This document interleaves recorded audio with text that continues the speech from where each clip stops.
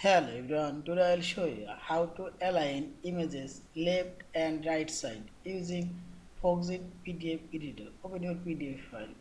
Now select edit option and select an edit object. Now select image and click on this image and select which one you want to align and press Ctrl on your keyboard and hold it and select another one.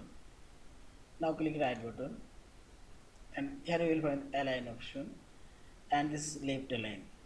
Click here and see this left align there and also align this one and press Ctrl key for your keyboard and hold and click another one. I'll align these two images right and see this. Also you can align this image left. See this. Yeah, this is. And finally select this file option.